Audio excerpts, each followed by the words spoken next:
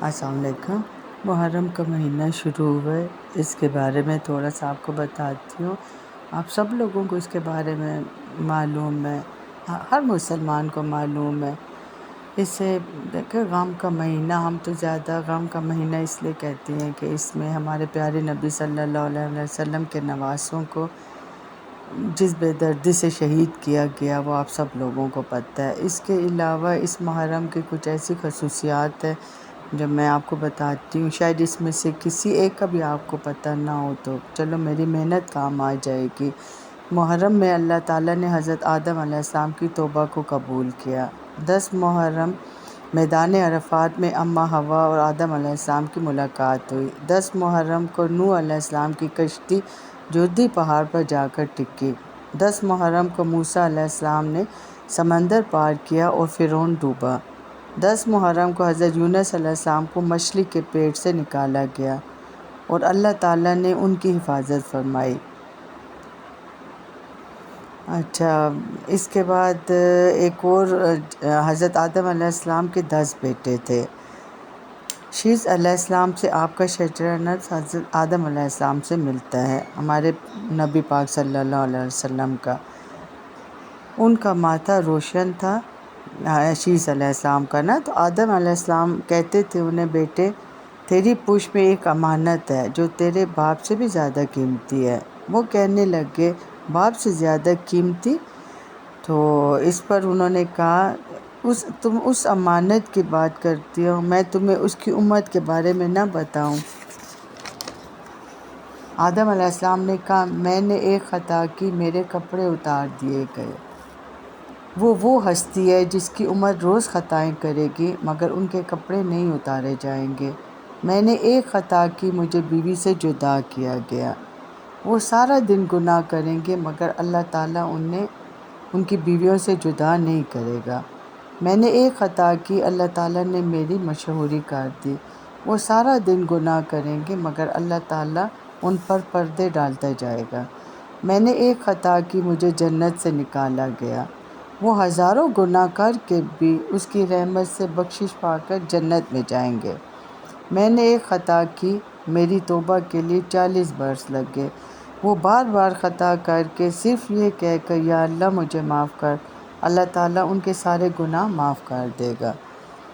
یوم عاشوراء میں حضرت ابراہیم علیہ السلام کی ولادت ہوئی اور انہیں نمرود کی آگ سے نجات ملی۔ اسلامی کیلنڈر کا پہلا مہینہ ہی محرم ہے۔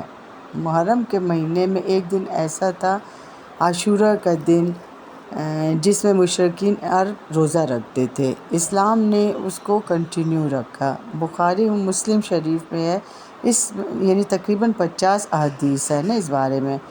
بخاری مسلم میں ہے کہ ایک صحابی نے پوچھا، آپ صلی اللہ علیہ وسلم تو ہمیں یہود و نصارہ کی پیروی سے منع فرماتے ہیں۔ اس پر آپ نے فرمایا کہ اگلے سال میں زندہ رہا تو 9 محرم کا روزہ رکھوں گا۔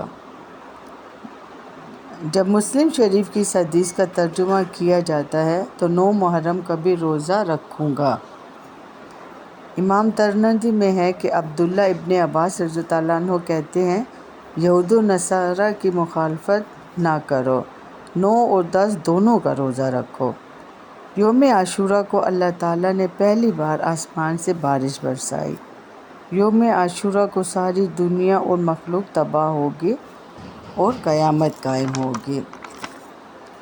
یعنی دیکھو محرم کے کتنے فضائل ہیں، اس میں روزہ رکھنے کا اتنا ثواب ہے، دوسروں کو کھانا کھلانے کا اتنا ثواب ہے، مطلب پیاسوں کو پانی پلانے کا اتنا ثواب ہے، کیونکہ جو ہمارے رسول اللہ صلی اللہ علیہ وسلم کے نواسے تھے، ان کی جو شہادت کا آپ سب لوگوں کو پتہ ہے، پانی کے لیے ان لوگوں کو ترسایا گیا تھا، پانی ان پہ بند کر دیا گیا تھا، تو اس میں زیادہ سے زیادہ سبیلیں لگائیں، مسلمان پانی پلائیں، تھکے ہارے دیکھو مزدور ہوتے ہیں۔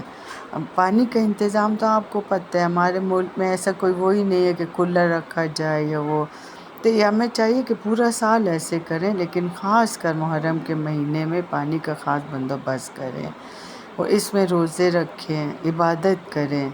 مطلب دیکھو ہر ایک کو اس کو منانے کا اپنا طریقہ ہے نا، اس میں اب بس آپ اپنی عبادات کریں، اپنے روزے رکھیں، اپنے وظائف کریں، مطلب اللہ تعالیٰ کو جتنا راضی کر سکتے ہیں یہ اس طرح وہ کریں اپنے اماموں کے پیچھے۔ ان کو تو دیکھو ہماری دعا کی، نفلوں کی، ان چیزوں کی ضرورت نہیں ہے، لیکن پھر بھی ہمارا فرض ہے ہم ان کے لیے دعا کریں۔